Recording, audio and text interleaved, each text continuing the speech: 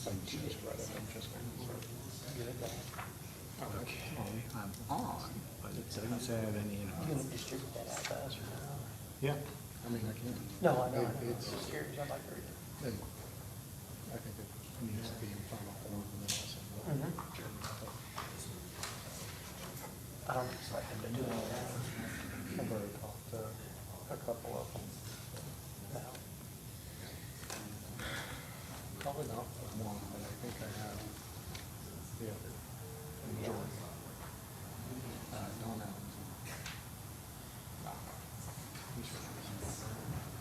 No, you Sorry, don't it have says I have no internet, but I have no kids right now. Is that for 2 days? You think you're gonna fix it?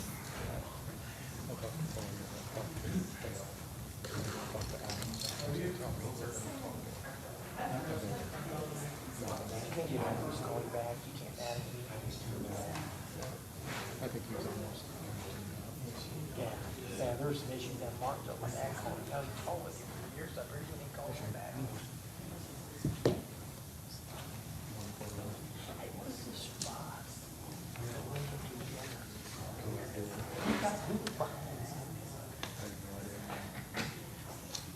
Honestly, I'm I've had like, a couple people call me on that. I read some of the stuff. He's not working. he's up in more like Why are we not doing our work? I know, but. don't look at me. No, I know, I'm not. Elliot's his buddy. They won't return a phone call from me. You know what I'm saying? So, I don't know, look, I gave them suggestions and it wasn't any of the ones they took, so.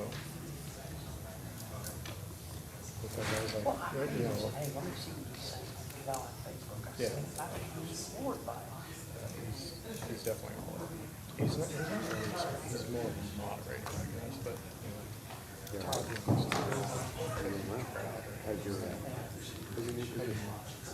but the amount of money people place, Yeah, I'm not, I was really. No way. yeah, it's pretty staggering. The spring one will be a lot.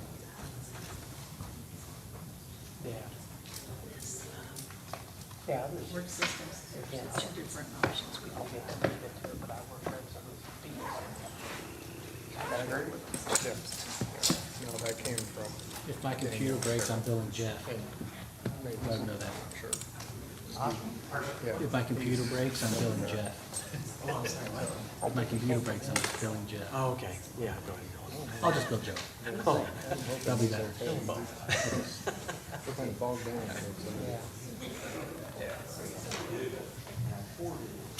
He's left. He's back. Okay. Well, then I'll go on. It's a fun time of the year for you, isn't it?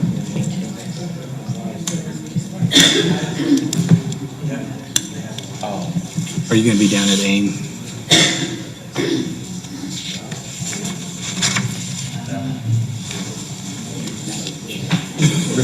I originally sent you because I After didn't know. ICON, seeing those mayors who hadn't been out. What we're doing to promote. We're trading water. That's what we're doing. I don't like this. It's,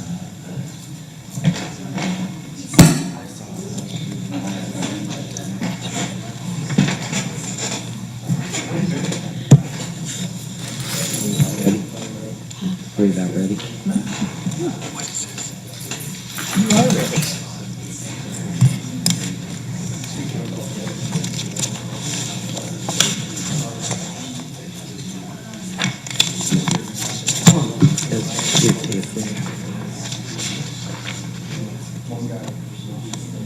Look into. Then what I'm going to do is I'm going to ask Dave to call Plainfield and say, okay, who did this?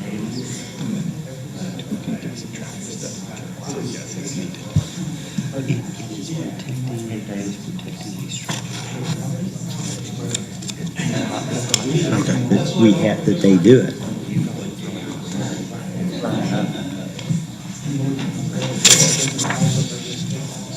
sorry to interrupt, but I'm trying to get it. The guy talking to you.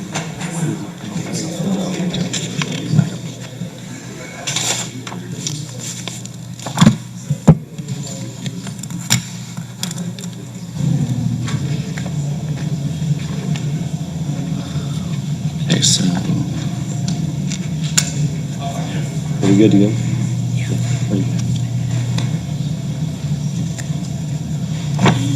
I don't know, but if I'm not involved in that canine, I'm not in favor of that. He will spend a penny that money that runs by me. Good evening, everyone. Would everyone please stand for the Pledge of Allegiance, remain standing for a short invocation. Pledge allegiance to the flag of the United States of America and to the republic for which it stands, one nation, under God, indivisible, with liberty and justice for all. Dear God, as we gather this evening, this council asks for strength, courage, and wisdom, and we thank you for allowing us the privilege to serve this fine community and the people that live in it. In Jesus' name we pray. Amen.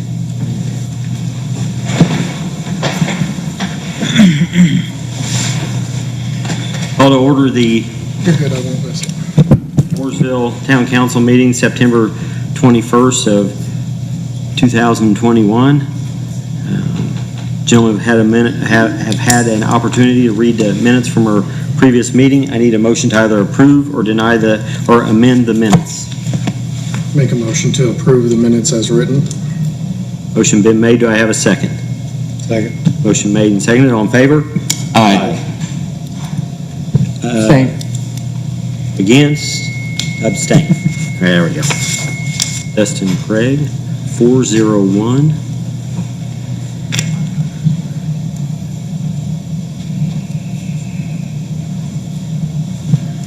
Under unfinished business, really there's nothing on the agenda, nothing that was presented as far as the Indianapolis Road. I just asked if council had an opportunity to go over and look at the curbing over at the Speedway and Plainfield. I don't know if anyone had a chance to look at it. Maybe if that is something that we think would work in that situation, maybe have Dave pursue it with Plainfield and see if that was a private property or a town addition.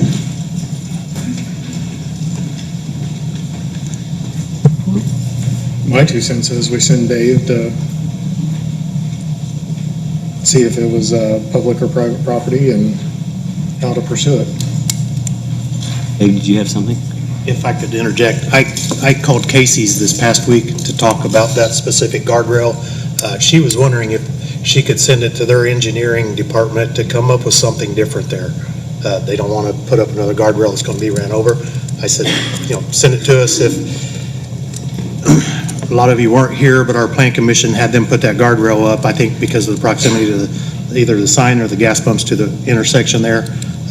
So we asked them to put that up. So they would like to do something different to protect the infrastructure.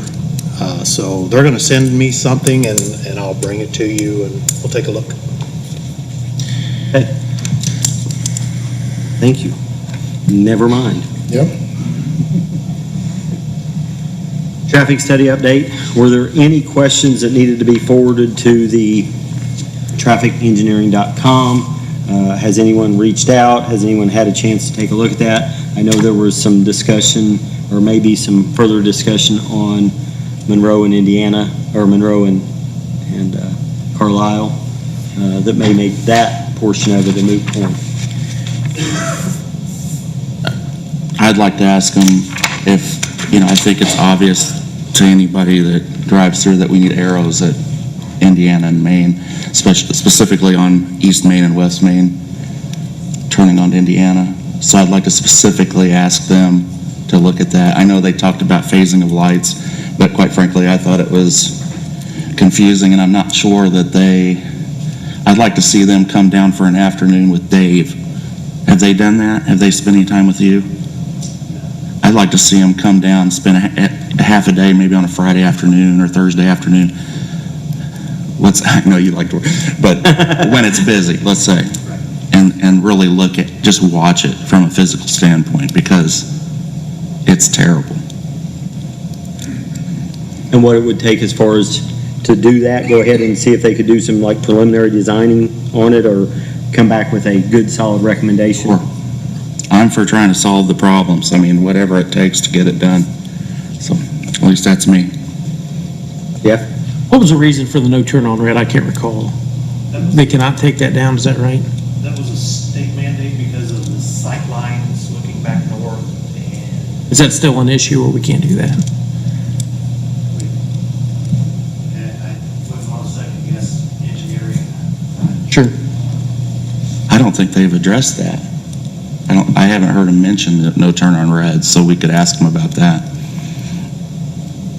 I think early on, they forgot to put them up, and we didn't mention that they had forgot to put them up, and then the state came through and said, oh, no, you will put them up. And it's just how far back can you see? And I think that's a federal guideline instead of a state guideline.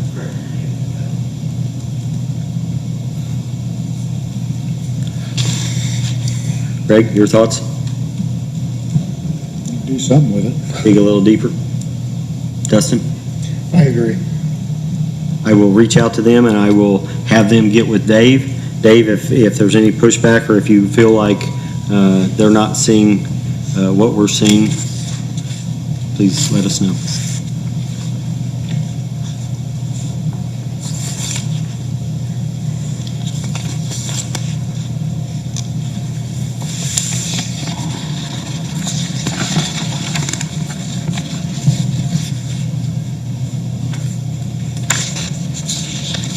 Board Systems Agreement.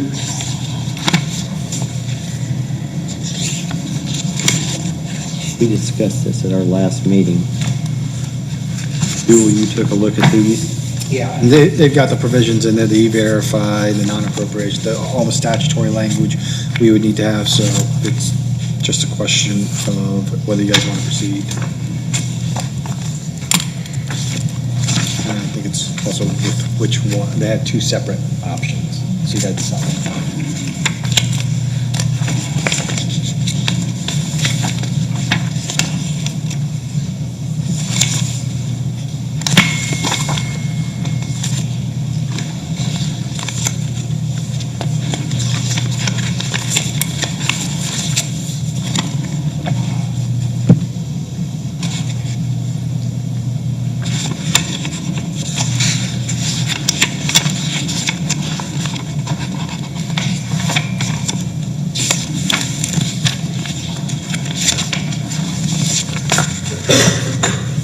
One was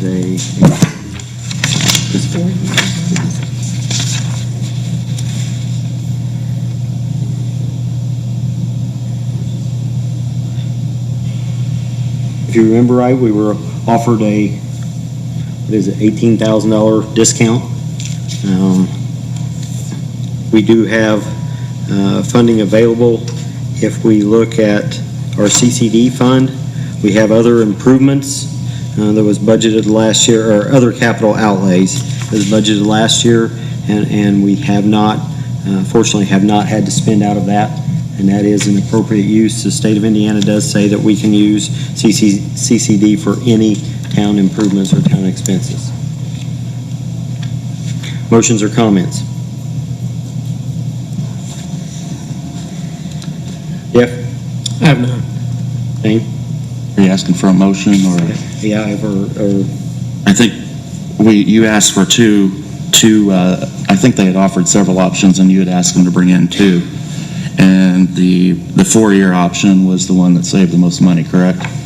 So I would make a motion that we approve the Word Systems LLC contract for the 4-year term.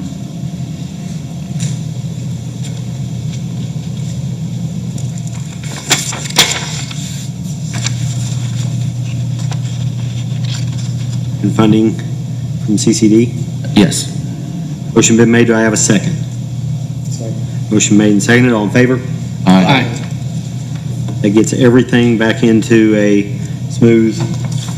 Motion on that was Shane Gregg, 5-0, 4-year term, and funding from CCD.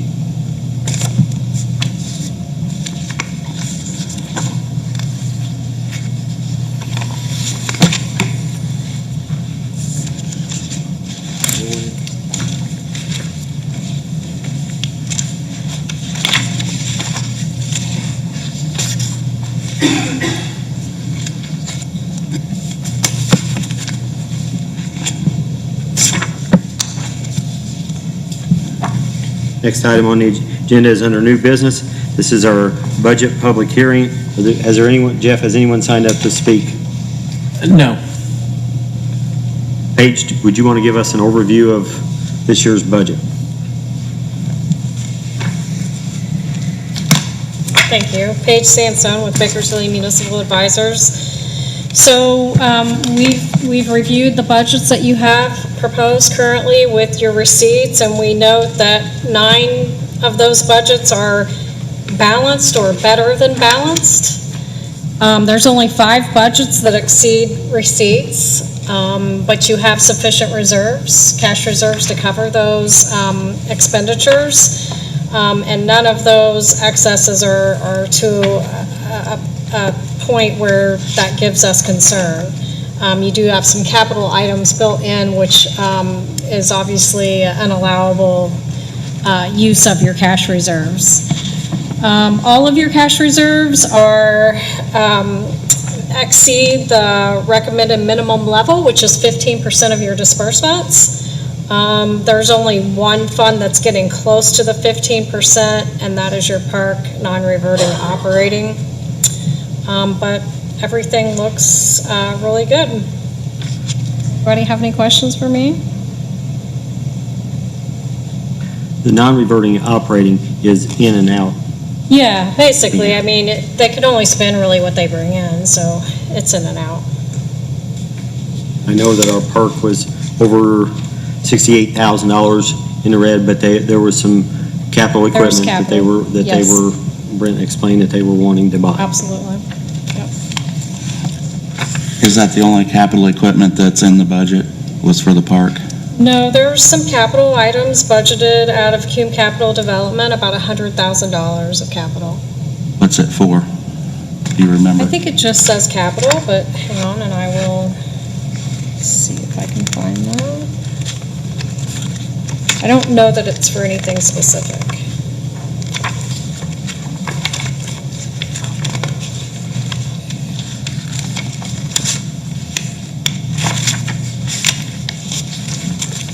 It just says other capital outlays, which would leave it open to whatever the town wanted to use it for during the year. Okay.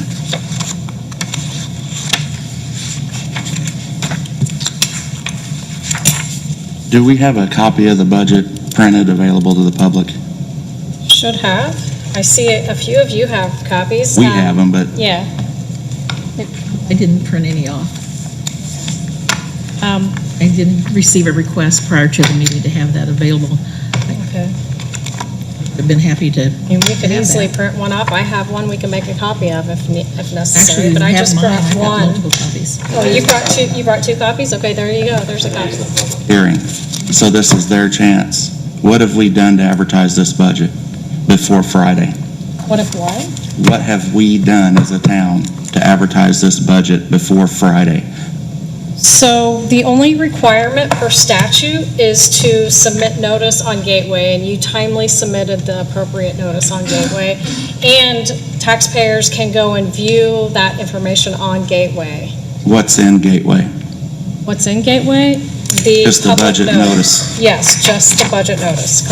Here's how thick the budget is. One sheet gets put into the Gateway. Right. And it does say that people can go to this address to get a copy of the complete budget on the notice. How many of you know what Indiana Gateway is? Raise your hand. Well, you're in government. How many tax-paying citizens in Mooresville that aren't in government or in a government office know what Indiana Gateway is? That's what I'm afraid of. My church does a better job advertising their budget than this. We didn't put the notice on the front meeting door. We didn't put it on our town website. We didn't put it on our Facebook page. The first time the public probably heard about this was Friday afternoon in the agenda release. The office here closes at 3:30. They probably had maybe an hour or 2 hours. They would have physically had to come in and request a copy of the budget. Then Saturday, Sunday, it's closed. They would have had yesterday and maybe time to review that much in one evening to come here today. I think it's poor. I think it's really poor. And People can say what they want, but I've been asking for this for a long time. I have emails to you, to the treasurer, asking what we can do to publish the budget, I've asked for a public workshop here where department heads can come and present their requests like other towns like Monrovia do. Didn't happen. And yes, I participated in a meeting last year in my first year and saw the process for the first time, and I don't care for it. Because when we were talking about capital improvements there, we have department heads wanting vehicles. One of them's a snow plow, one of them's a street sweeper. The public never hears that because your request submitted to the clerk, I don't even know if it got to your meeting. You said it didn't for the snow plow. You didn't remember talking about it. I don't recall. Well, it got cut before it got to your meeting. That's not right. The public has no idea what our department heads are requesting under this system, and it's a poor system. And we have all kinds of tools that are free and easy to make this stuff available. The budget's probably the biggest thing we do as a council, and it should be accessible easily, especially with COVID and everything else going on. And we have the capability. We didn't do it. That's why I'm going to vote no on this budget.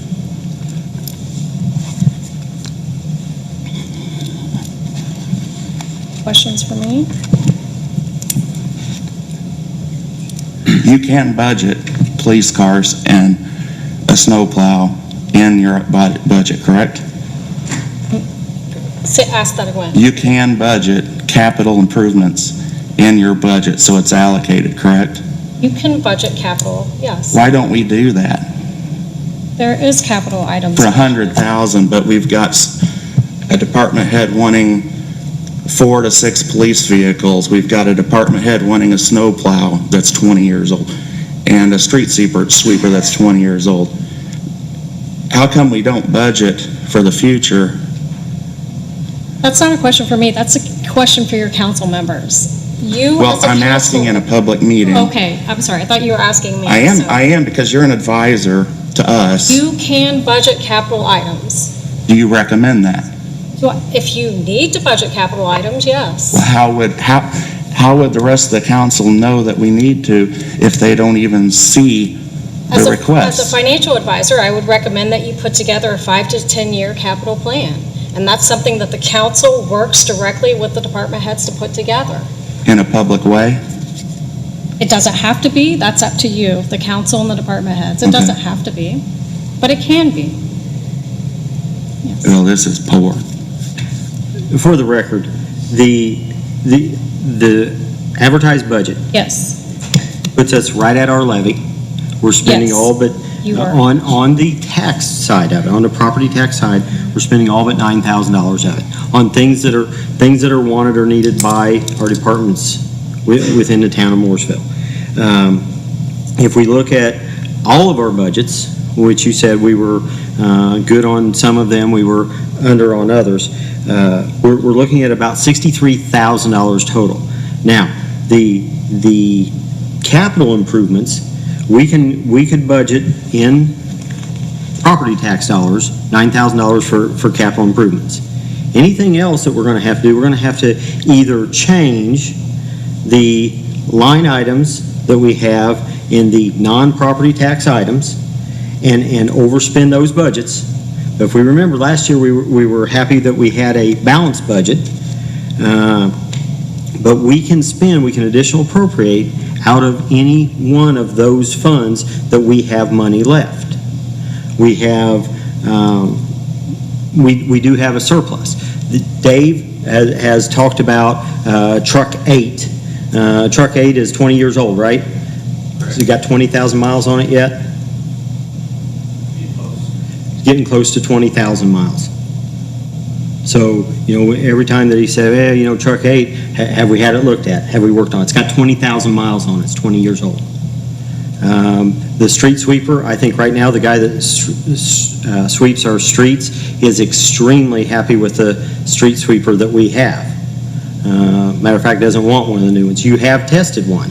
You tested one, about 2 years ago? And it broke down on you 3 times when you were testing it. we do have funding available. Do we have room in our budget to fund specifically? We do. One of the things that I had suggested was paying off the leases. That would free up $200,000 in LOIT and in the CCD. That we could then budget out of those funds true payments if we leased the equipment. If we said, okay, we're gonna do that. We did that with police cars to where we could get more police cars at one time and keep them in a rotation. We just have to decide, I guess, where we're at. When we talked about the raise last year, a sustainable raise, what we did is we put that sustainable raise in a revenue flow that we knew was going to come in. What we took out to put that in there was the cars. So we can free that money back up. We can make one-time purchases. One of the recommendations that I had suggested was moving $770,000 over to our rainy day fund. We don't have to move it over there. We could buy one-time single purchases out of that $700,000.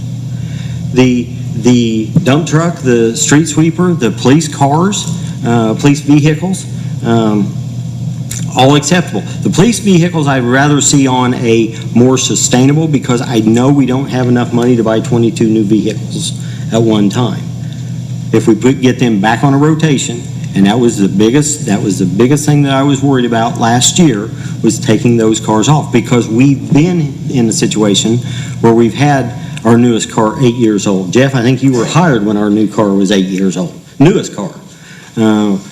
We got out of that. We had a rough time in 2008, and we had to back up just a little bit, but we got back into the swing of things. We took a pretty good hit last year because of the cost of the new models and having to switch all of the equipment over. But we have areas to do this. That's how this budget works. But to say we can put capital outlays in the property tax driven portion of this, the 5 funds that are, I don't know that you can't put it in there if you can't put it in there if the funding source isn't there. All I know is the requests don't make it to the public meeting unless someone like me snoops and then squawks. That's what I know. That's the reality. And the department head on the street sweeper has told me otherwise about the street sweeper. The guy's in there sucking dust while he's driving it because it's a brush style sweeper. That's what you told me Friday. So I don't know about that, But the thing is, okay, if I borrow, he was talking about paying off debt, so you could borrow again. If I borrow, let's just use a number. If I borrow $100 2 years ago, now I don't know about rates right now because they're pretty low, but then I pay that off just so I can borrow more, $100 today. I've already paid the closing costs here. I've already done the research, already bought it. It's the same amount of, it's similar debt and payments. It could be, take dollar for dollar. Theoretically, in the past, the dollar's cheaper. The borrowing is cheaper than it is in the future, so why not just buy the vehicles on cash? It's the same difference. If I borrow for the vehicle today, by paying off debt that's old and cheap, I could be costing us money unless the rates are lower today than they were when the debt was originally borrowed. Yeah, that could very well be. I don't know when the debt was issued. Right. But if you're looking at what's better to borrow or lease over a time period, that's something that we can run numbers to see. A lot of the municipalities I work with, they lease because they know that every 4 or 5 years they're going to have to turn that vehicle in, so they just lease those vehicles. But what's better, that's something we can run and see, because there is a cost. There's an interest cost, of course. Right. So, also with leasing, a lot of times the maintenance is taken care of. So that's helpful as well. Well, we're talking about 20-year-old equipment, so that's not the case with this particular equipment. We're not leasing that. We bought it. So.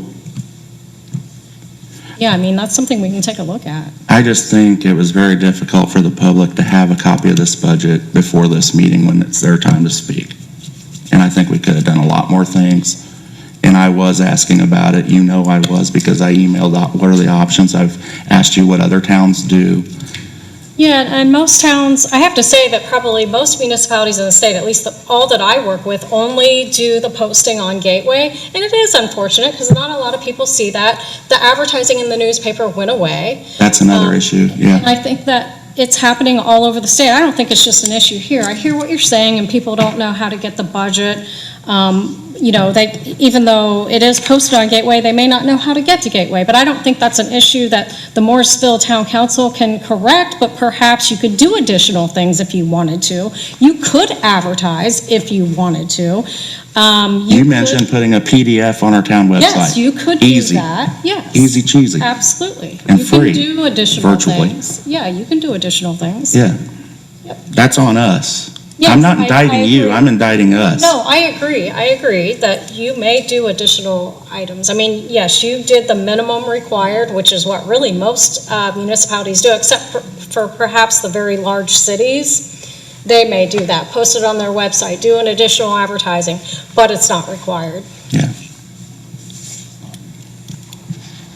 Paige, would I have the authority to do above and beyond what's required without Absolutely. council approval? You can, but I mean, I always think it's good to communicate with the council and see what they would like for you to do, but you absolutely could do additional if you wanted to. It doesn't hurt to do that extra step.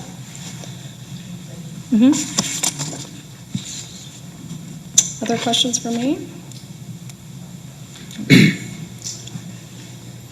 This year, our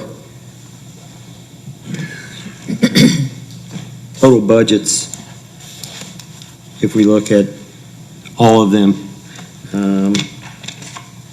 will be going down $26,000 compared to last year. The estimated tax rate is still going to go up 0.9 cents. It's crazy. Last year, we went down, and we went up 2 cents. The mechanism for figuring tax rates and caps and everything like that is killing the small towns a little at a time.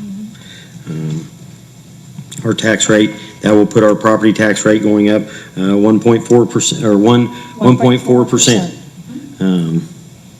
And like I said, it is merely 0.9 of 1 penny on $100.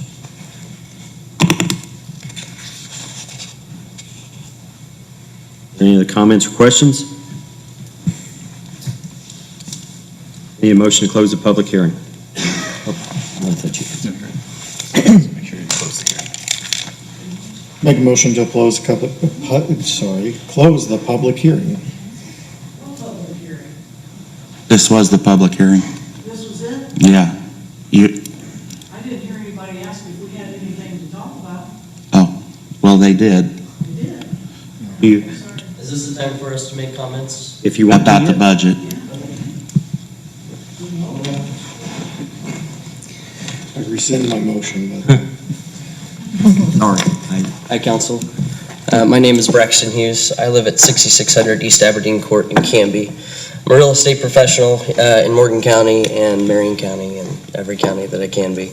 I came to talk to you guys about the K-9 budget as we had the K-9 unit retire a little bit earlier than what I think everybody thought and kind of planned on. I was really, really excited to start the money raising process for a new K-9. I thought, hey, you know, fundraisers, it's what us real estate people do. We're able to bring people together, we're able to raise money. And then I remembered watching all these town council meetings and seeing the surplus that the town has. From the latest that I've been told, there was $10,000 allocated towards potentially a new K-9 unit, which is about half of what it takes to actually put a K-9 back on the streets for the town of Mooresville. There is no K-9 fund. At least not like that. There's a volunteer donation fund. Yeah. We, I think, all can agree the No, it benefit wasn't. and the the ability that the K-9 unit serves in this community. I think there was a big drug bust maybe a week ago that was made pretty public. Having a K-9 unit on that would have been fantastic to protect, our law enforcement officers. Here's the problem that I have is the aftercare. So you've got a dog that was retired early, and then you now have a handler that is responsible for making sure that the rest of that public servant, rest of his life is comfortable. There are many things that it takes to keep Cy from hurting every day. And they've been doing water therapy and things like that. I'm not a animal lover. I'm not here because of Cy. I'm here because of what we owe as a public to our public service people. I think it is important that we show them and we show the rest of the community, we show the rest of the police force, hey, not only do we value the K-9 unit within our community, but afterwards we're going to make sure that this is not a burden on a public service person. It's very hard, I'm sure, now going from multiple years on the job to, now your partner's not with you every day. And wow, I now got to pick up the slack and pay for all of these continuing cares just to make sure he's not in pain. It sounded like there was some discrepancy. I don't know if there is monies allocated towards that fund. If there's not, that's really, really unfortunate. That we have a surplus created by taxpayers, obviously overseen by you guys, but it's a pretty big stinking surplus. And from everything that I've ever heard, these people say, we've got plenty of money to take care of these kind of issues. I know this was something that was not expected. They didn't expect Cy to retire early, but now we have a chance going forward. How are we going to treat our K-9 officers? How are we going to treat our police force when they do get hurt, when they do have to retire early? And I think that does transfer down into our K-9 units. So, thank you. Em, did you have something? Do you answer him, what he just said? Do you guys speak back to what it is that he brought to you? I'm in the budget. There is nothing there yet. The budget, as far as what goes to the police department, there are certain numbers of the items that are benefits and salaries to the officers, and our department heads can't mess with those. Those have to stay there because we always want to pay the employees and give them their benefits. There are other funds throughout there. I don't know if Kevin says, hey, I think we can do that.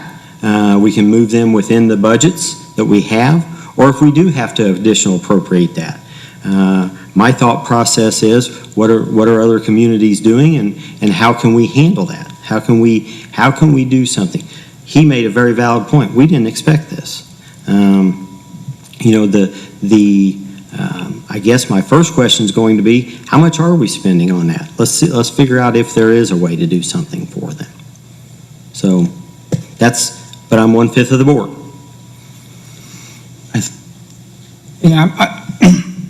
I've heard a lot of discussion about the different things.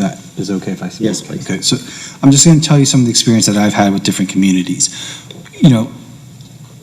Would it be great if we could simply line item every expenditure and know what is going to be coming, so that we budget our money per item that we are going to purchase in 2022? Yes, that would be great if we could tell what was going to happen. But that is not the reality of the way municipalities work. Your funding is finite. You have to make sure that you can get everything taken care of. And it's not the reality of the world. You don't know if a dog is going to be retired early. We didn't know COVID was going to hit. We had no idea what the impacts were going to be. Most municipalities that I have dealt with fund, and Paige, you can correct me if I'm wrong, but when they go through their budgeting, in most cases, they keep it in their large, broader categories, where it's services contractual or capital expenditures, because they have no idea what the emergency thing is going to be this next year.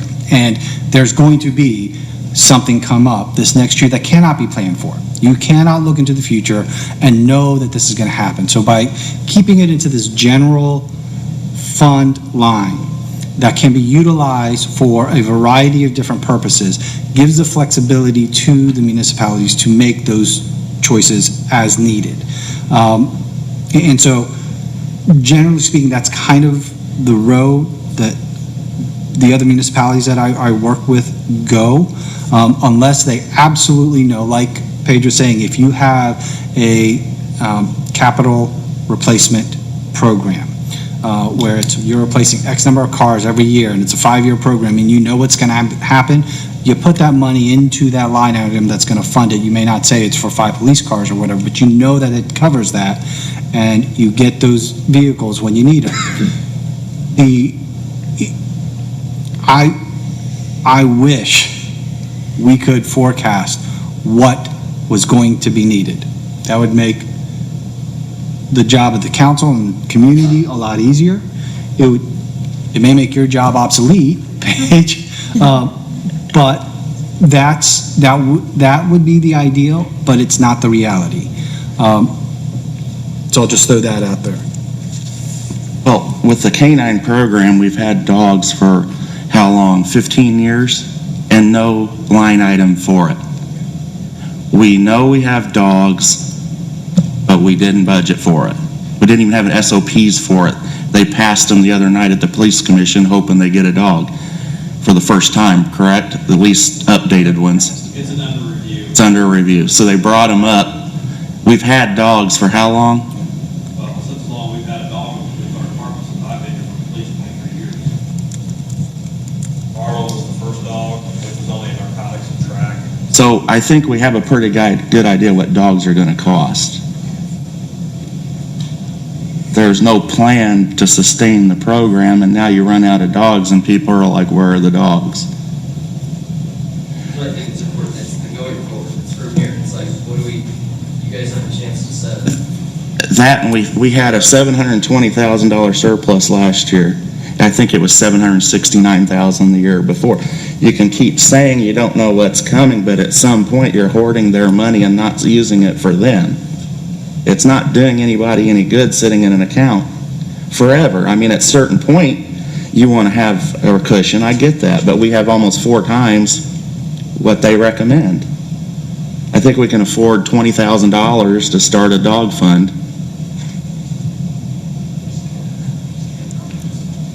But I can't hear you, ma'am. You're you'll gonna have to come up. please.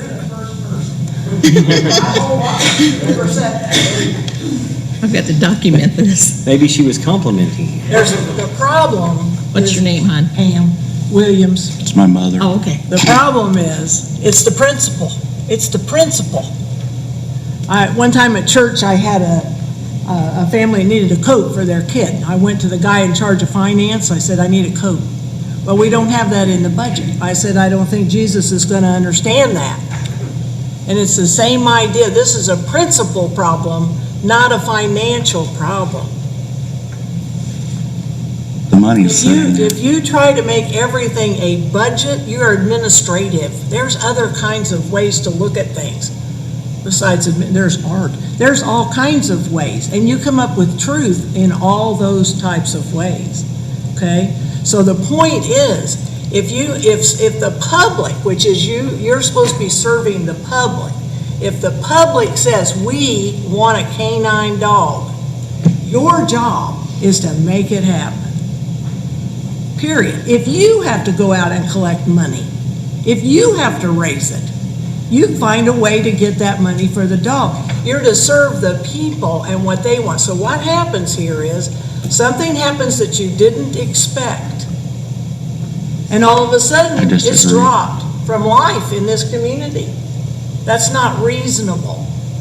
That's you deciding then what the community gets.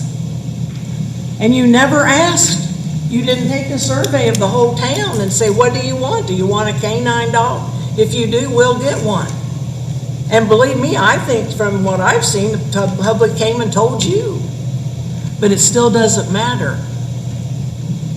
And that's the problem. It's the principle that we've lost here. Your job is to protect, to serve, to guard. You got people, 5,000 people going into Atterbury, illegal immigrants that are destroying Atterbury right now. Now, 43 of them just ran away from there. What if they land in your town? This is the stuff you people need to be worried about. How are you going to help your town from stuff that's real? So a K-9 sounds good to me in light of those 43 people. So you've got to be able to adjust and move and go with what, but most importantly, you've got to care, not about your budget,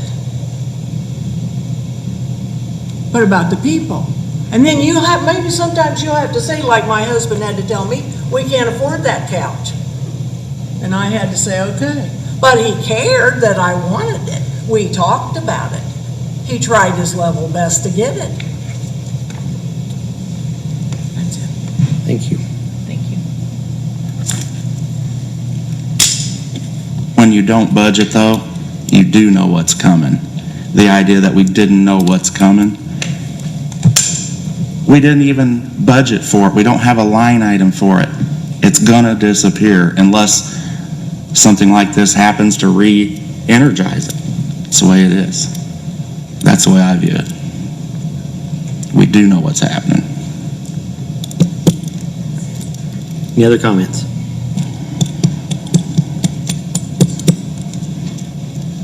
And do you want to redo your motion? Make a motion to close the public hearing. Motion been made, do I have a second? Second. Motion made and seconded, all in favor? Aye. Opposed? I'm in favor. Oh, you're in favor? I'm opposed. I think we should have had a more open hearing. I'm just opposed to the whole process, so I'm gonna vote no. Justin, Greg, or one? Shane. Next item is the discussion of on purchase of town vehicles. Again, we've got the dump truck and the street sweeper. Dave, do you know cost on these? What are we looking at? Last time we bought a plow truck, I think it was in the $140,000 range, and the street sweeper would be pretty close to that. So, Are we needing a new street sweeper? I've heard conflicting stories tonight. well, what I told Shane, the guy that runs a street sweeper right now, he loves that street sweeper. I don't like the fact that he's in it because it's 20-year-old, the seals are broken. He does fill the cab with dust. I don't like it that he's in there breathing that dust every Monday morning and in the spring. So that's... What is the new style of street sweeper if it doesn't have brushes on it? Is it more of a vacuum or what is it? Yeah, most communities are going with a vacuum style. You can still buy a brush sweeper, but they're just tighter, more airtight. Something 20 years old has been used a lot. So ours needs replaced. You would recommend that? Yeah, soon. He submitted it to the town. It's functioning decently, still picks up. It's an item that we don't want to go, if it does break down, we don't want to go too long without. You'd notice if we weren't sweeping the streets. And our dump truck you're talking about, it's 20 years old. Yeah. Are we running into mechanical problems with it? We've got a log of maintenance that we've done on it. It's starting to get pretty thick. It's constant brake problems with the salt and calcium chloride. It's corrosive on the door hinges, the brakes, the exhaust. It doesn't have a lot of miles on it, but municipal vehicles seem to break down before the mileage racks up on them.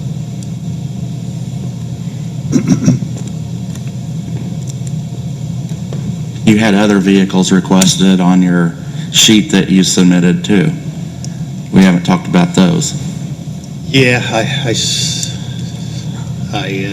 think I had a 550 dump truck, a couple employees.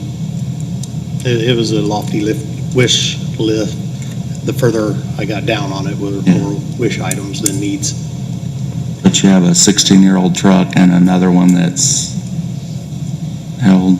Well, some of our daily pickup trucks are, I mean, the old crew cab, I think, is a 96, some late 90 models, early 2000s, that we use every day.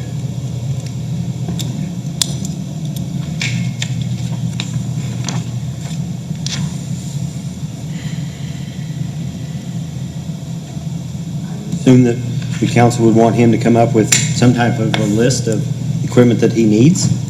Yeah. We do have the means to pay for it. I'm hearing a mixed conversation from what I've heard though. So I assume that what we need to do is we need to come up with a list of equipment. Did you that get he the needs. sheet he submitted? I did not. I did not. He submitted it to the clerk's office at budget time. The chief submitted a sheet. Dave's sheet mentioned that you have an employee that never was replaced. Is that true? Yeah, I think we talked about that. We did talk about the employee because I think you finally said, I think we can do that. And if you look at his budget, it's out of the red because what Paige was able to do was shift some of the levy from the general fund over into the MVH to where his is not in the red anymore. We shifted some of the expenses, the 100 expenses, to other sources. So, Once again, if there was a public workshop, everybody would hear the requests at the same time. You wouldn't have back and forth. You wouldn't have anybody upset. And you wouldn't have things being cut behind closed doors like what's happened here. You submitted a sheet with your requests early on, correct? With the budget. Yeah, that's right. If Tom didn't see it, you know there's a problem there.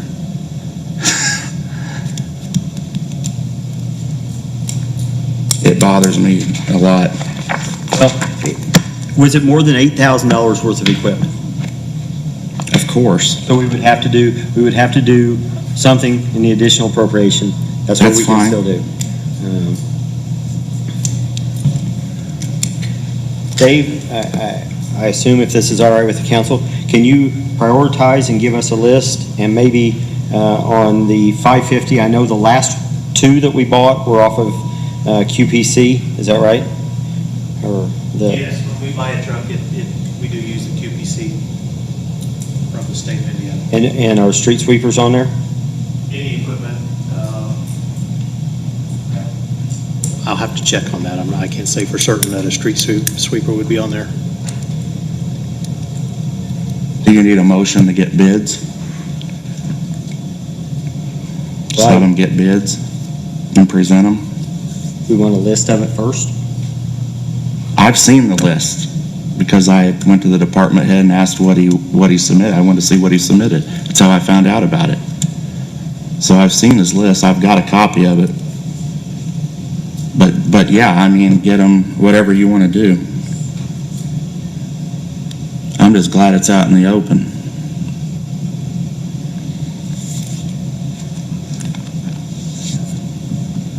Whatever the council would like to. Well, the quotes are on QPC. If they're on there, get them. For like a 550 that you can go to the QPC, but items over 150,000 we have to bid for equipment. You know that one? Purchasing. Is it 75? Yeah, so under the public purchasing statutes, I mean, if it's on the QPC, the state has done the bidding, essentially. These are qualified things that you can purchase under the states because they've gone out and done the public bidding process on it. My guess is you're not going to have those sorts of items, though, that are going to be on that list. And then so at that point, we're going to want to go get, you're going to put specs together and say what you need and put it out there and get responses. I can get prices for a 550, but a dump truck and a street sweeper, I would have to put together specs and bid that out. Send it to the manufacturers and have them bid on that. So do you want a motion that says, get a list of vehicles, have all department heads get a list of vehicles that they request. If you want to prioritize them, you can. Then get bids where possible and quotes, estimates or quotes where possible, and present it in your department head meeting, section of the agenda. Call that a motion. There's a motion. Motion made. Do I have a second? This covers all departments, right? Yes. Oh, yeah, I wouldn't want to leave the police out. Right. I was more worried about fire, but No, you won't. I second. Motion made and seconded. All in favor? Aye. Aye.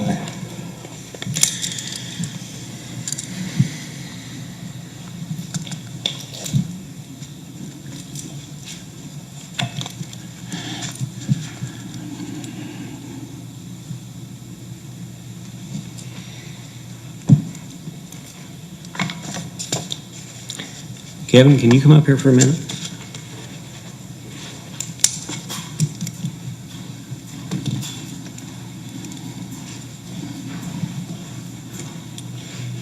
Back there or here? Right there's fine. Hey, so have you checked, is it going to be $20,000 to get a K-9 unit? The first year? Is that a fair and accurate estimate?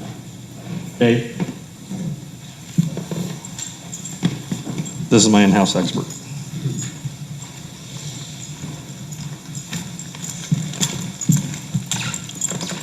What's your question? Is 20,000 a fair and accurate estimate on a first-year expenses on a K-9 unit? Depends on how you want to approach it. Are we talking about $20,000 a year, or are we talking about? Dave, you know me, I want to approach it as cheap as possible. No, Okay. I want to do it right. Okay, so if you want to do it right, $20,000 would be a good starting place. But it's not going to take just $20,000 one No, time. I'm talking the first year. I mean, it could be. It could cost more. I mean, I can spend $2,000 on a dog, I can spend $15,000 on a dog. Depends on what you're looking for. What are we looking for? I mean, is it a drug dog? Is it I don't see the point in a police department like us having a dog that is a single-purpose dog. I mean, the dog would need to be able to do narcotic detection, tracking, apprehension work, article detection. I mean, there's so many different avenues that we can go with these animals. The price is going to increase as we go. All of the last 3 dogs that we had, that we started this program 7 years ago, the current program that we have that we're just now revamping again, we ran that off of a donation budget, strictly off of a donation budget, that I had to go out and knock door to door, go to businesses and get all this money to come in. And every time that this stuff got submitted to you ahead of time, it was X before it ever got to these meetings. I know for a fact that we've been asking for $10,000 as a maintenance budget for the last at least 7 years that I've done it. And it's never made it this far. So to say, is $20,000 an adequate amount of money to start a program? We had already started the program. The program was already running. So we wouldn't have to be spending $20,000 now if we would have prepared for this 7 years ago when we started the program. So yes, I can do it for $20,000 if you would like to do it for $20,000, but I'm going to need a continuous budget every year to help sustain it. Or we're going to be right back here again in 3 or 4 more years. Or less, God forbid something should happen to the next dog, like what happened with mine. Okay, thank you.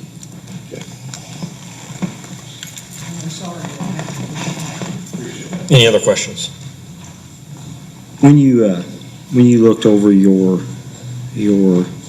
budget, because you did a good job as far as going back and seeing how it worked. Paige did a real good job of explaining it, and you went back and you figured out this is what we're doing. Diana and Debbie helped me out a lot with it, to get me to where I am. And to just work off what you said, you are correct. I mean, I basically went off of what our projected levy was, how much I could go above what the budget was last year. But then again, it's like, I'll take for instance, electricity. Enough was not budgeted for electricity, so I had to maneuver to make sure that I have enough to cover electricity this next year, because nobody knew what that building was going to do anyway. That was our first full year of budgeting, was 2020. And like now, this year, I know we're gonna go beyond that because of the way, however we're doing electricity and stuff like that. So I've had to maneuver stuff around, yeah. But in that current budget, there was no way to go above and beyond and get a line item for either SWAT or for K-9, if that helps you out. Did that clarify, kind of? Yeah, because I mean, it's a good budget. I mean, you've cut it as much as you can cut it. I saw no waste in it. I saw no fluff, real fluff. You can look at it as when we get our budgets. You look at the first salary. It gives you a percentage of what's left, and then you go back, you fold down through there, and you say, okay, where do I see more than that percentage? Because your salary is set. And like I said, there's some items, I knew I have to go more, so I have to decrease somewhere else. So yeah, there's some of them that we're already overspent on. And fuel's the one that's always scared me because we don't control that fuel price. We're a hurricane. We've been lucky the last 2 or 3 years. Or a fire away from, but we were able to do some things with our surplus fuel last year. Okay, I'm a little at a loss because we heard the attorney say we budget big items, but now we're talking about individual line items. This is exactly what I'm saying about the K-9 fund. Well, that's what I was trying to say is there's none of these line items that we see any fluff on or anything like that. We have and none $4.5 million that we can cut. Well, how did we end up with a $720,000 surplus? At some point, you have to address the surpluses. You can't have them go in perpetuity. There's money there.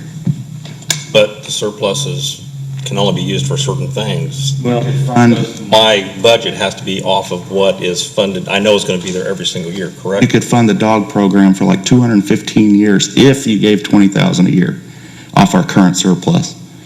I mean, you're talking a teeny fraction.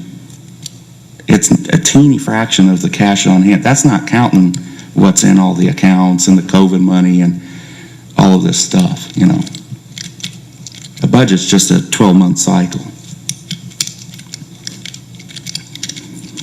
Any other questions with regards to that?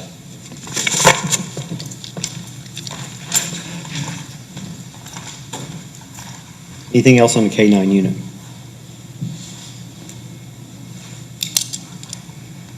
Is there anybody in the audience that's against the K-9 fund? Is there anybody in the audience for it?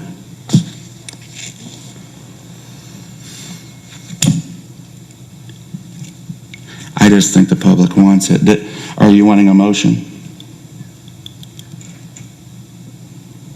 We've created funds in the past. And I'm going to interject, you've advertised the budget. That budget is what's going to be presented and voted on. If you make a change to that, you've got to go back and redo that budget, re-advertise, and have another public hearing. What about an additional appropriation this year? An additional appropriation is separate, so your budget is an appropriation. That's right. An additional appropriation goes into the same process, so you would have to do an additional appropriation, have the advertising, and go about it. That's right. But we've done that. And I don't know where we are with the timing on the budget. If you're going to amend the budget, re-upload, advertise, is there timing?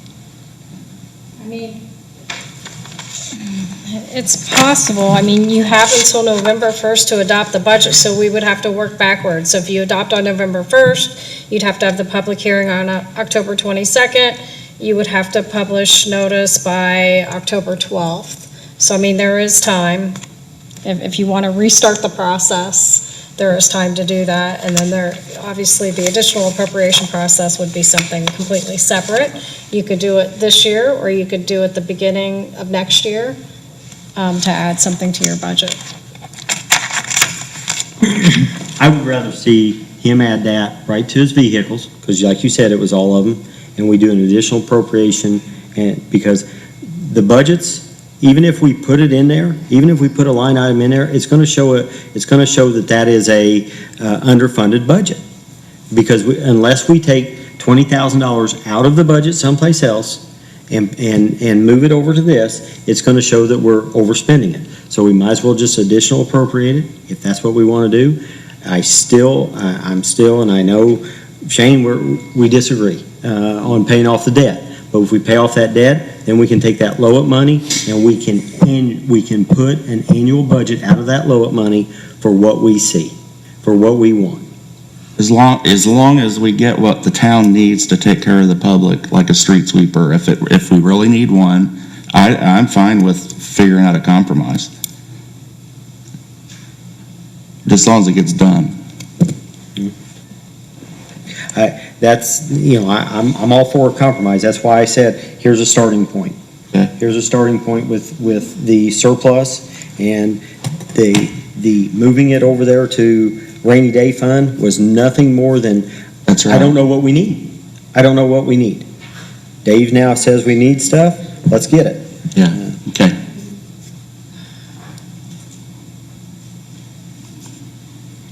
Can you put together, Dave and Kevin, some type of a budget and submit it?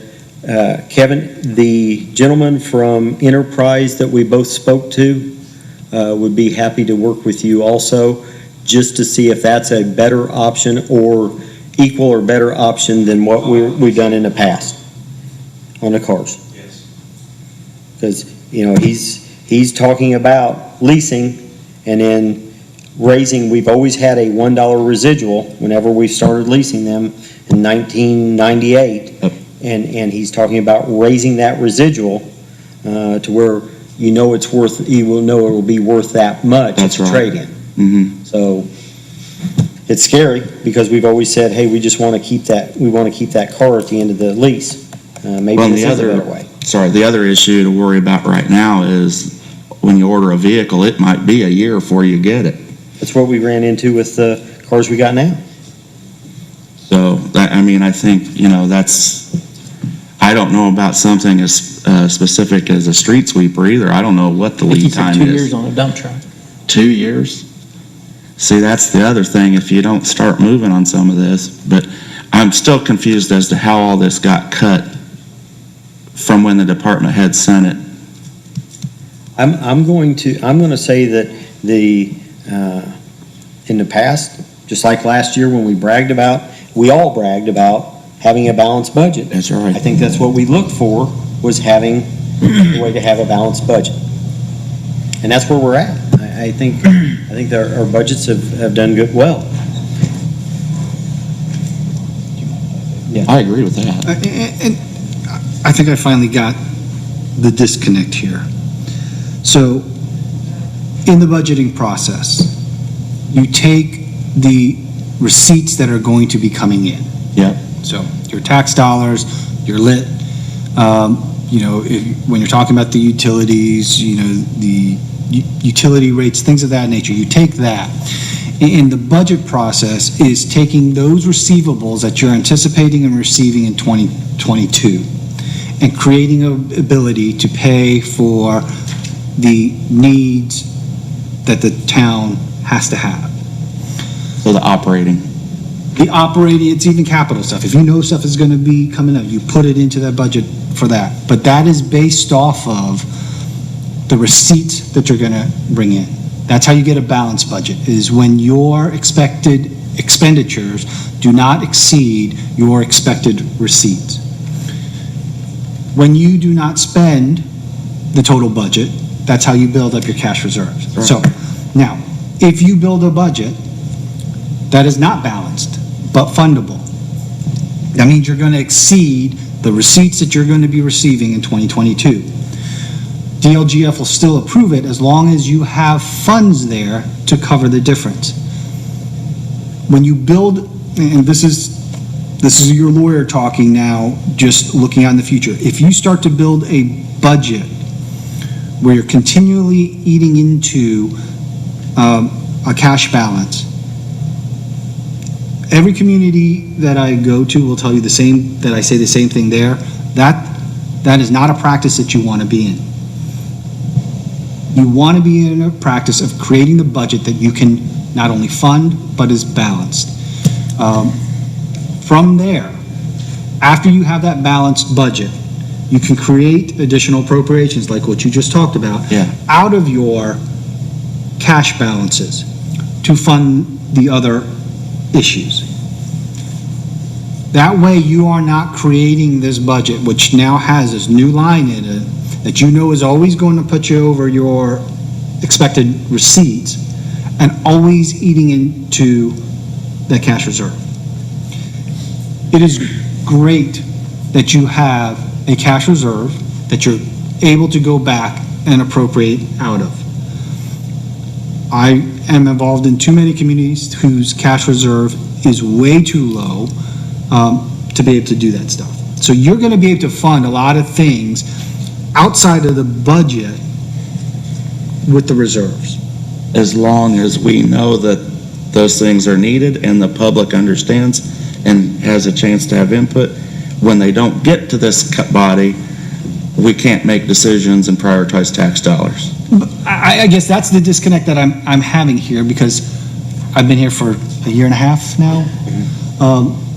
I've heard discussions and I've seen the additional appropriations come through. The task of this council, the clerk treasurer, is to create and present a budget that works.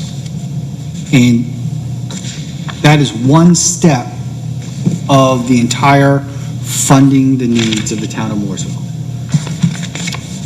This council has additional powers for those additional appropriations when you have those reserves that you can utilize. And so it is, I understand the consternation out there, it is, but municipal budgeting and finances is such a different beast than just general business operations. When you talk about a corporation, they're able to build a budget based off of however they want to build a budget, and they move forward with it. Here, your hands are tied because you need to have DLGF approval. DLGF is going to look at the different balances that are available to you. It is a hearing process, it is a budgeting process, it is an additional appropriation process that allows the town to get stuff done. But at the end of the day, the budget, additional appropriations, all have to have the public hearings, all have to be voted on by the council and pass through. That's right. And so and there's a lot of topics here, if there's a concern regarding the budgeting process, then my recommendation to this council would be considering passing a resolution or ordinance which deviates from the guidance of the state as to this is what you need to do to get your budget done. If you want to have public hearings and stuff, not public hearings, you have to have the public hearing, but if you want to have the work sessions,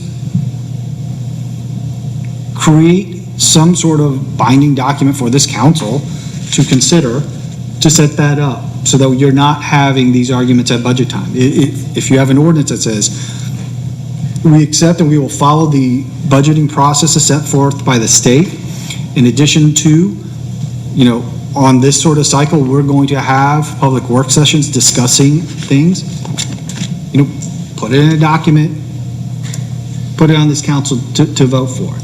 Okay. That would be my recommendation, but That's easy, yeah. I think I finally got the disconnect between the budget and the funding.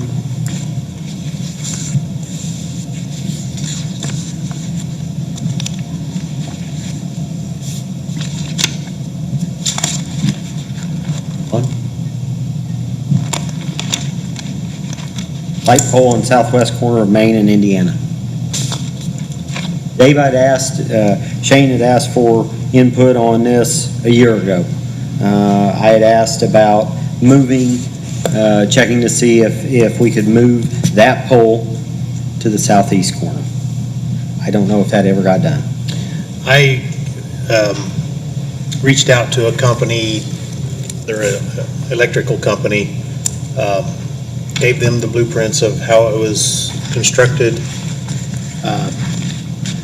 They've never gotten back to me, and that was several months ago. That was early spring, and they've never circled back around to me. Hated using that statement, but I can try other companies.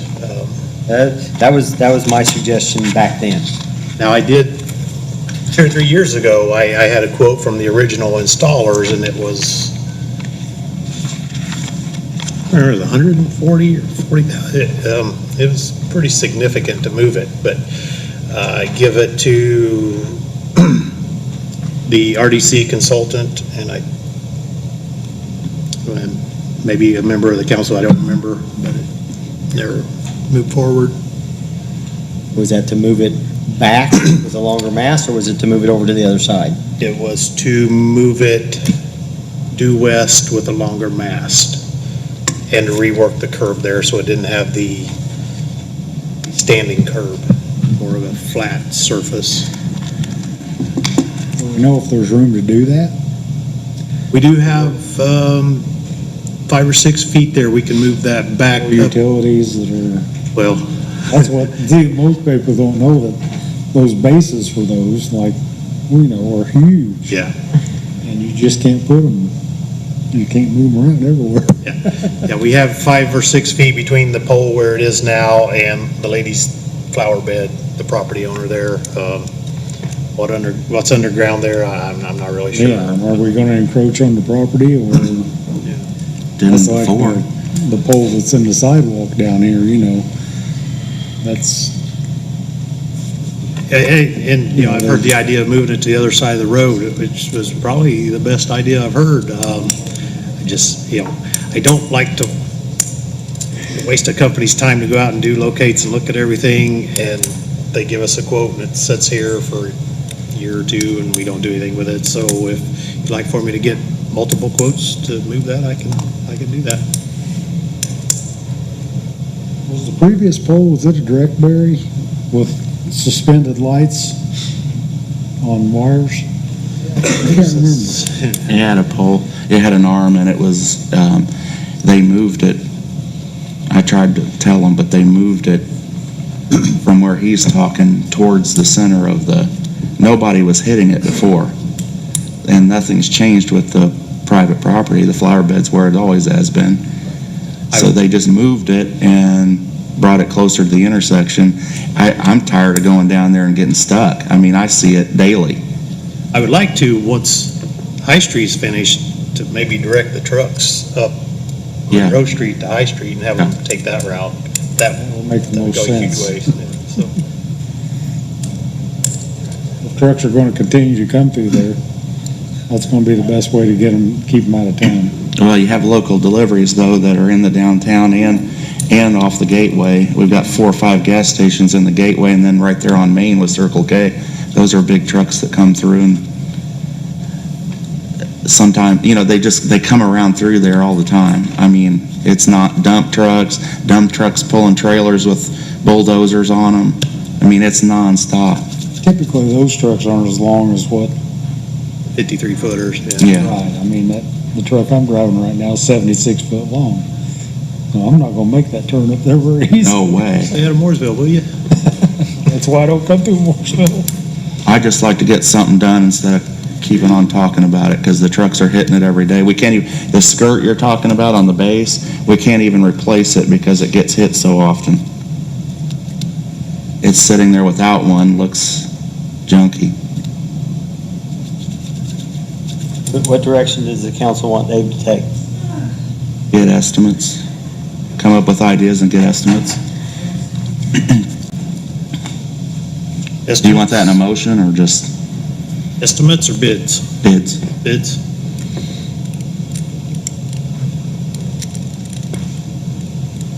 Bids for, say it again?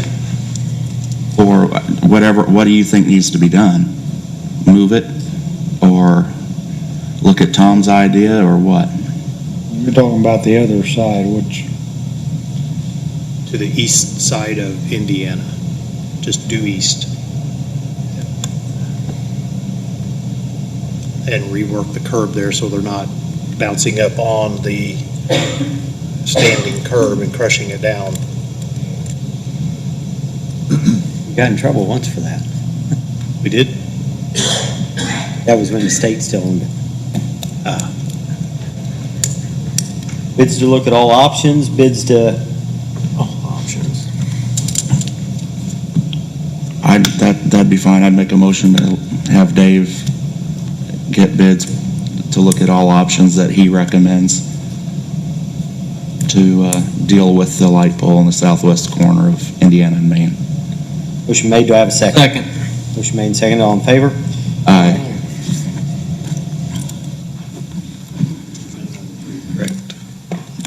Thanks.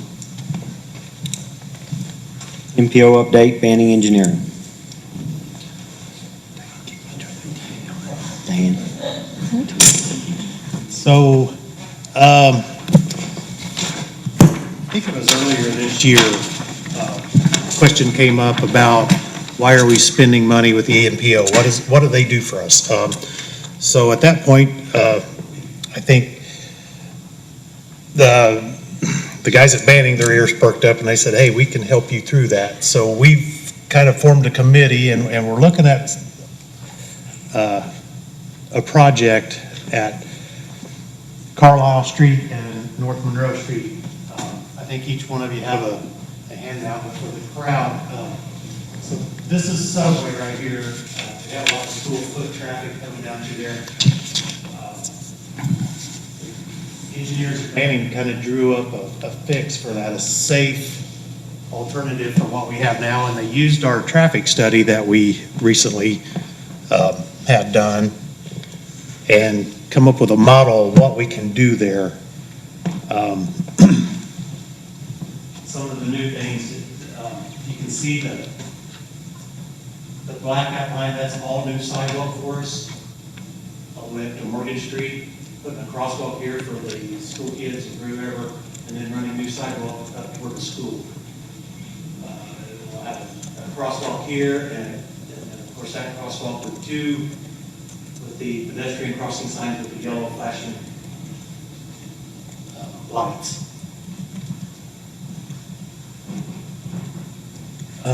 I think what I'd like to do tonight is to ask the council if we could go to the MPO and submit this as our first project, asking for MPO funding for it. What's the match on that? 80-20? We would have to come up with 20% of the cost. You did have an engineer's estimate?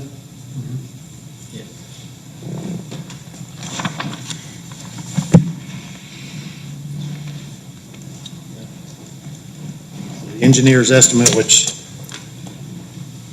I always think they're a little bit high, but at $1,453,600.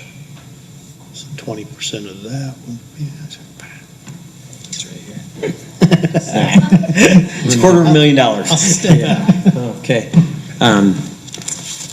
Mark Butler, Banning Engineering. Sent the council an email with the breakdown. This is a copy of the email. With an 80-20 split, it's important to know that the MPO only covers construction cost and construction inspection cost.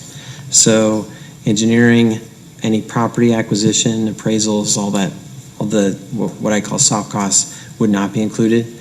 So the MPO provided this project would, the construction cost being 1.16 million, more or less, then the MPO would cover about 1 million of that.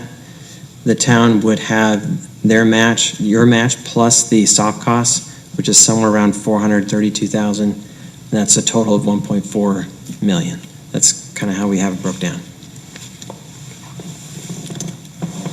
Have you sent the schools involved in these meetings as well, correct? Yes. And they, to my knowledge, I mean, I don't want to put them on the spot as to how much, but they could be participating in some of the updates in this area as well, because it really helps the school a lot. Yeah, we understand that they really like this approach, and they would be willing to support it financially. Again, this is a very high level, so we have not gotten anything in writing from the schools. But yes, they're a big proponent of the project, as far as we understand. And that would go towards the local match portion. Correct, yep. Or who sat in these meetings with you? So we had Councilmember Williams and Council Jeff Cook, Dave. We had Randy Taylor and Jake Allen. We had myself, Jeff Banning, and we had Virginia Perry, and Diana Walmsley. And you've had one other gentleman from Banning come? Oh, yeah, Joe Miller. Yeah. Yeah, that's right. You did say Jake Allen, right? Yes, Jake Allen, yeah. The purpose of the group was to, one, come up with a project to recommend to the council that would score highly for MPO funding, be not too complicated, not too large, and that would have enough data from the traffic study that we would need to assemble a good application. The traffic study provides data that we've already paid for to help apply for this. Is that what you're saying? Correct, yeah, we need the traffic numbers that the traffic study produced, yeah, in order to put together a full, complete application, yeah. What's the timeline for the MPO finding out about that typically? For funding and all that?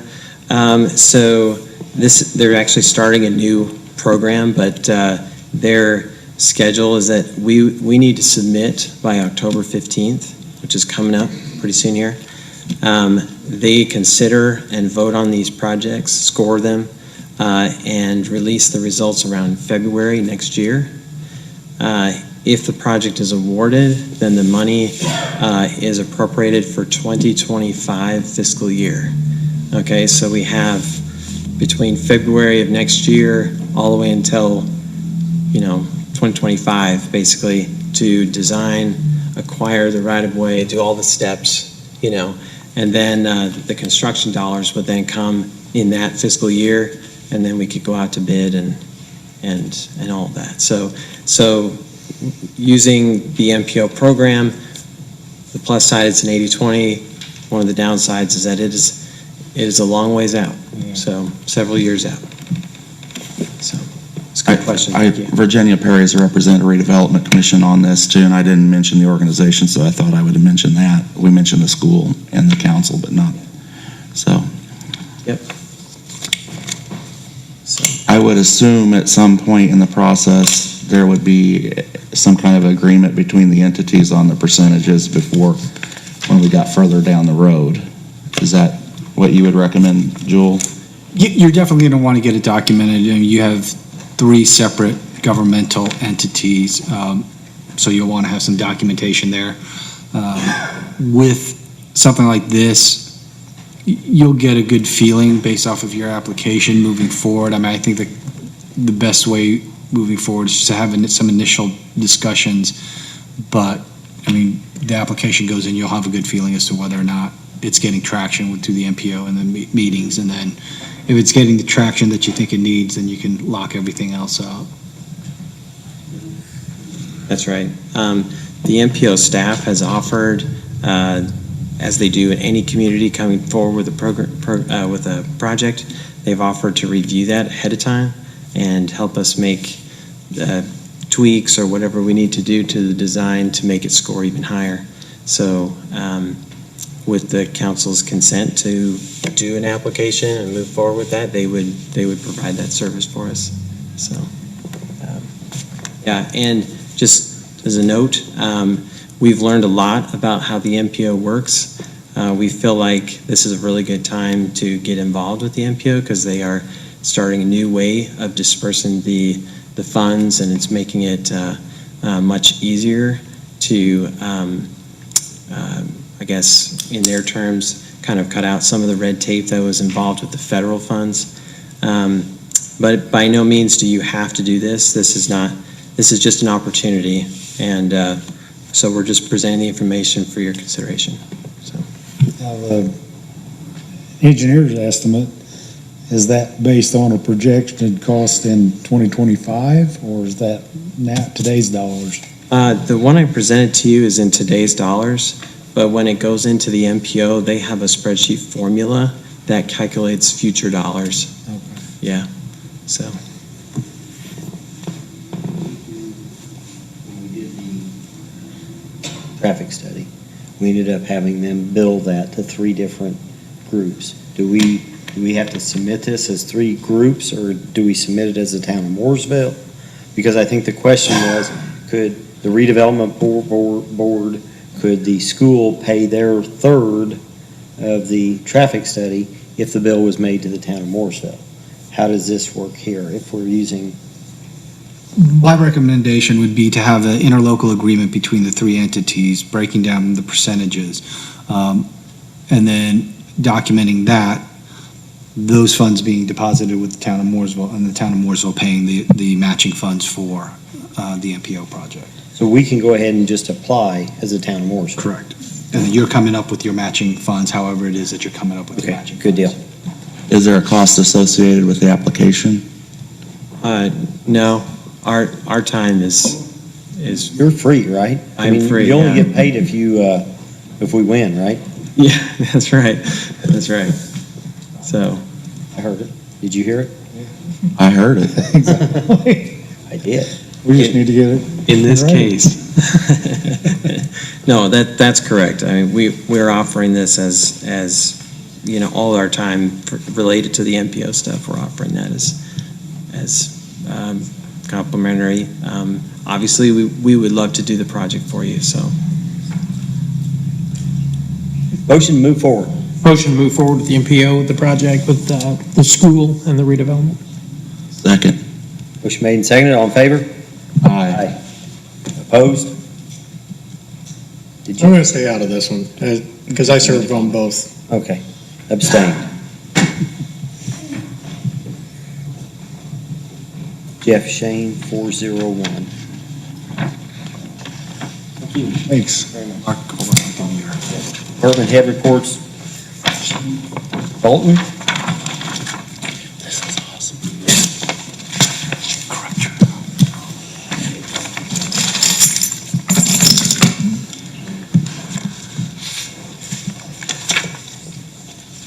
Good evening.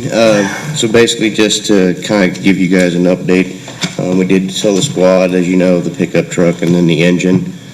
Did go last Friday. We were able to get the title. Evidently, I guess, back in early 2000s and 90s, or late 90s, the BMV had to then switch over to a new program and basically had to archive a whole bunch of titles.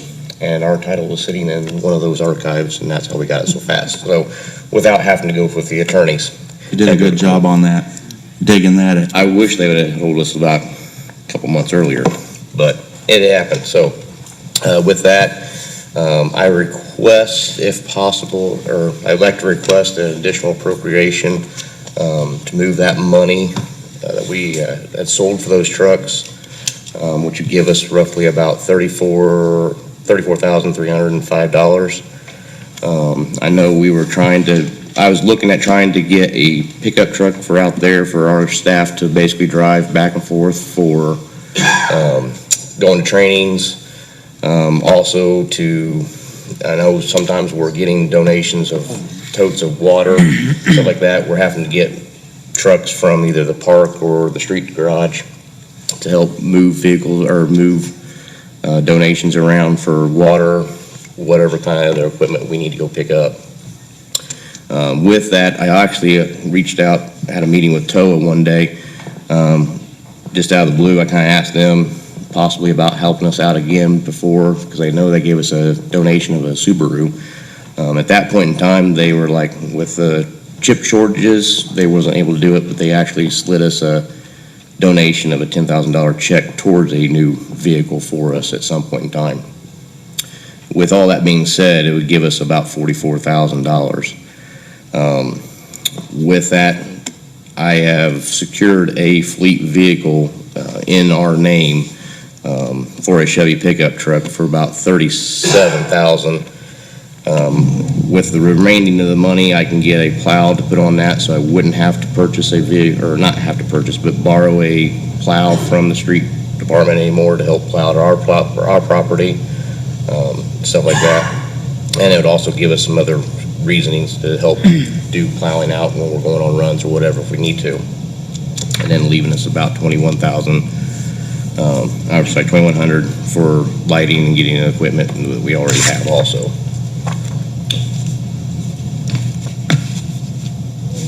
Questions and all of that? The new truck you're looking at, is that a crew cab or is that a single cab? That is a crew cab. Crew cab, okay. And they do have it on the lot. Where'd you get it at, or where'd you look at it? This one was actually, it's out of Fort Wayne.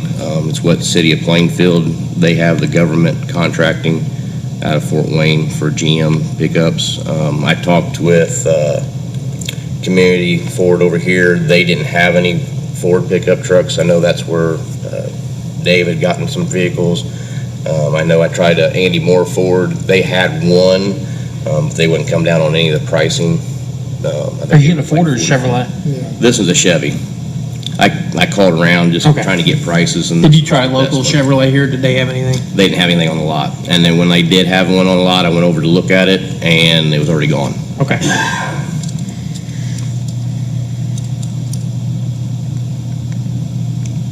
Paige, if these are vehicles that we've sold and we're rolling them, one of them was a 1983, the other, I'm assuming everything came out of the general fund. If that has to go back into the general fund, do we have to additional appropriate it out, have a public hearing? Yes, it has to go back to the fund and that made the purchase to begin with, so I guess we'll assume general since it was fire, right? Yes, you have to go through the additional appropriation process, correct. What does it take to start that process? 10 days public notice of the hearing. The ordinance is drafted up for the appropriation, so we'll take these numbers, put it into additional appropriation out of the general fund. Can we spend it out of a general fund that we have now if he wants to buy it and then reimburse that general fund? If you have an appropriated line item, you can just go ahead and take it out of that. We don't have one for a truck. If you have appropriations left in maybe other services and charges category, the council can approve a transfer of appropriation to a capital outlay category that you can make up at that point. You're just shifting appropriations. So have a public, do you still do that? I don't need a public hearing, but I need a resolution for that You one. need a resolution, yes. Trying to figure out how we can, now that we've got that extra money, how we can spend it. Sometimes it's not that easy, is it? I don't know the fund balances. It's easy to spend money when you want to.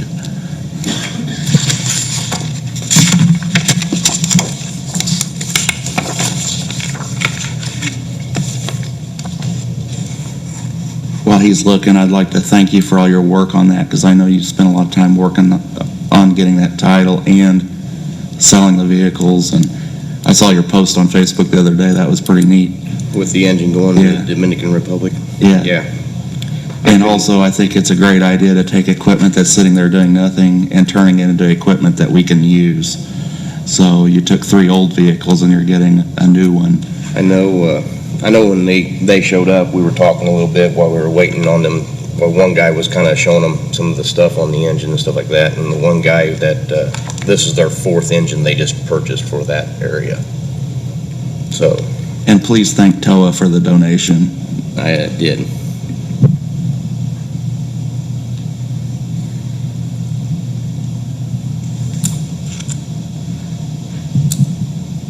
Do they have to be in the general fund? The additional appropriation process would probably be the easiest. Well, I just don't know, will they hold the truck for them? The trucks are. Catch it. I think it'd take that long to do the financing on it, I guess.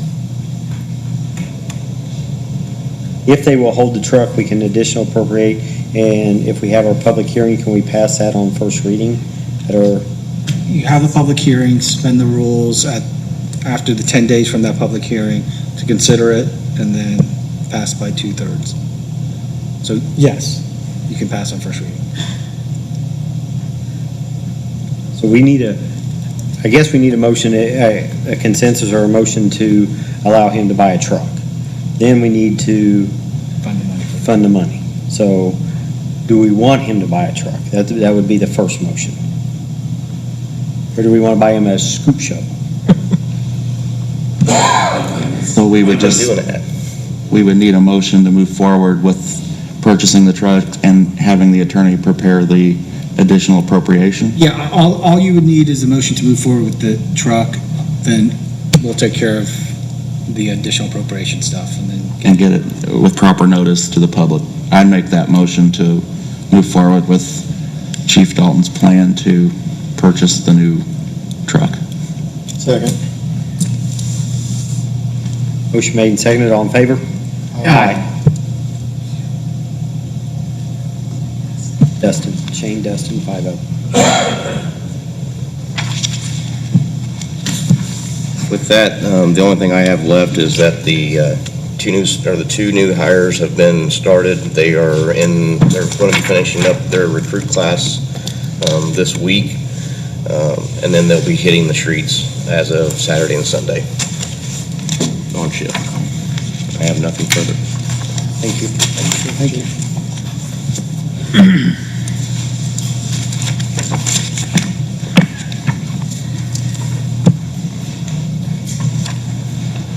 Update on the warning sirens. I have spoken to legal out at Monroe. They're going to basically cross off that bottom part with the third siren, and they're going to sign off on the one by the fire department, so we can go ahead and get that one transferred. I'm still working with getting the school to get that one.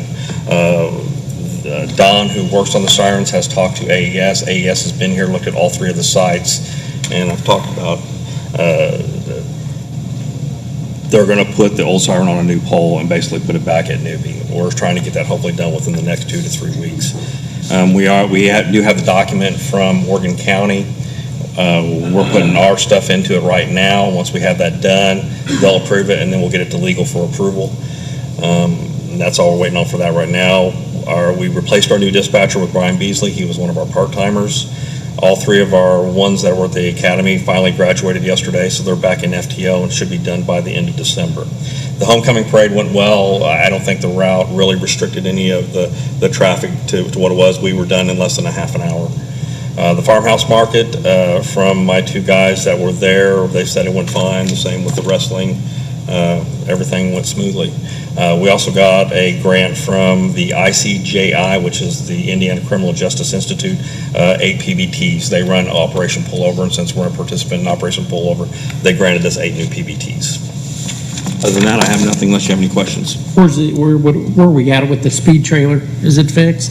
I think Captain Cage just got the board back and got it installed. Okay. So I know he's been trying to get it out there. We've just been really super busy. We only have one car that we can put the hitch on. Okay, so it's fixed now? Yes, it is fixed now. Can we get that to Roberson Woods tomorrow? Roberson Woods. I'll talk to him and try to get that done. Okay. All right. Any other questions? Thank you. Dave? Leaf pickup starts October 18th until December 3rd. That's all I have. Thank you. You didn't have to say that. When is that, Dave? They shared the schedule on the Facebook page today.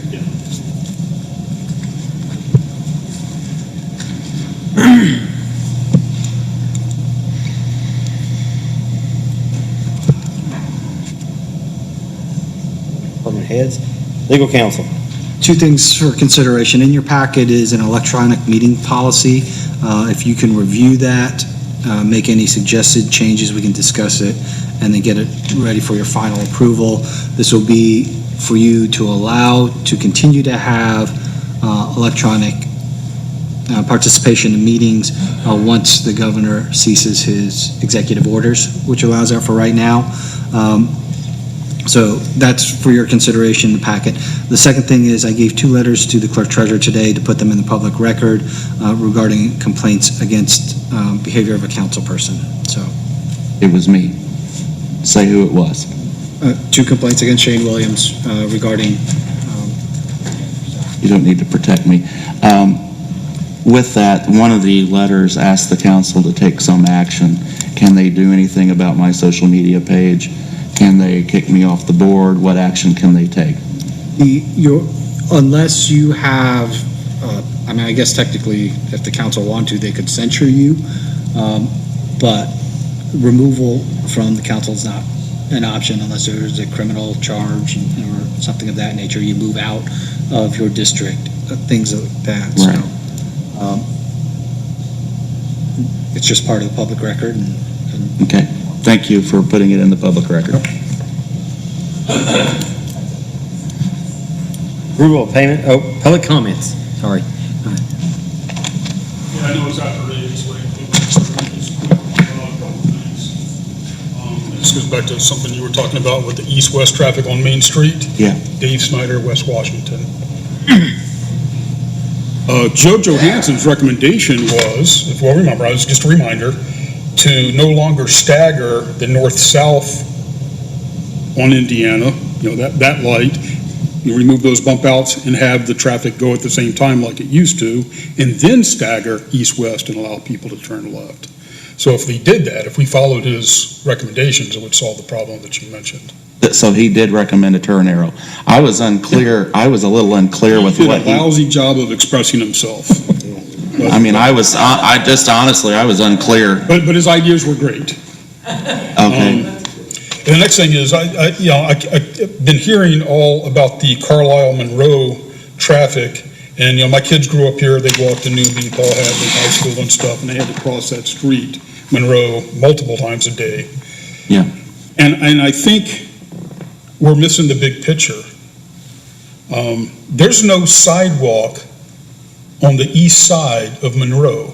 Kids have to cross the street, go north, and then cross it again. And if there was a sidewalk up the the east side going north, they wouldn't have to do that. That's what this does. I didn't see the sidewalk part. Hey, okay, good, great. No. It does.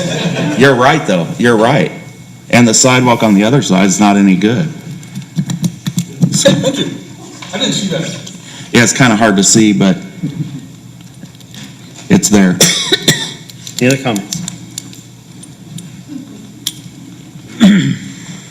Motion for approval of payment of claims. Make a motion to approve claims in the amount of $581,234.26. Motion been made, do I have a second? Second. Motion made and seconded, all in favor?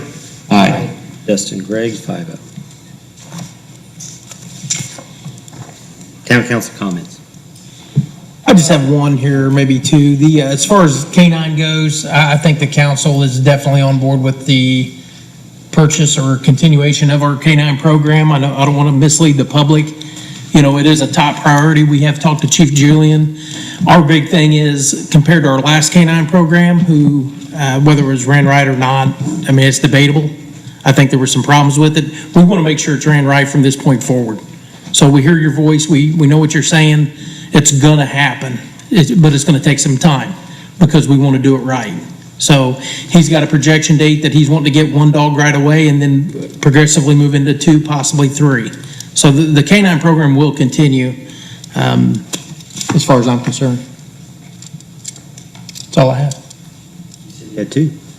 Second one, back to Shane's complaints, if you want to talk about those. I was at the redevelopment meeting or the Plan Commission meeting. I think those letters are misleading. I witnessed something totally different to where they almost had to stop the meeting because they were out in the hallway here being too loud and argumentative with not our council member, but other people. Shane went out and separated that. So I don't know if that's what they're talking about or what, but that's not what I witnessed. So that's my 2. Shane? I have no comments. I've said enough tonight.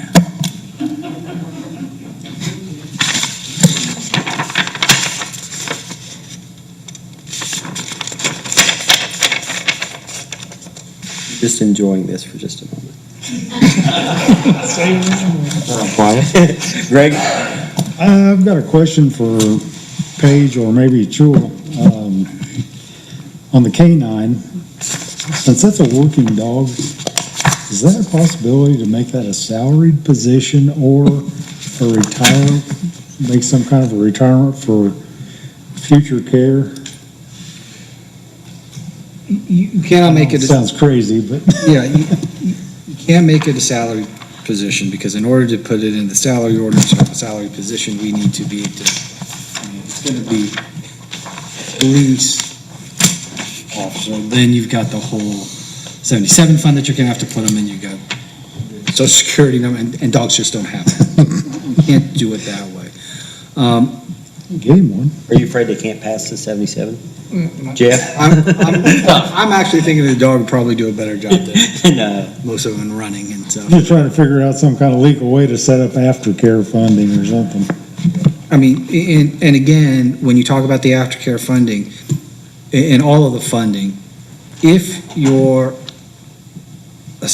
your maximum levy and the receipt, so there's so many different formulas in this, I'm probably the wrong person to be talking about this because I'm the lawyer, but your AV, your assessed valuation, is not going to, will have a part in determining how much you're going to get, but you're going to have a maximum levy that you're going to receive.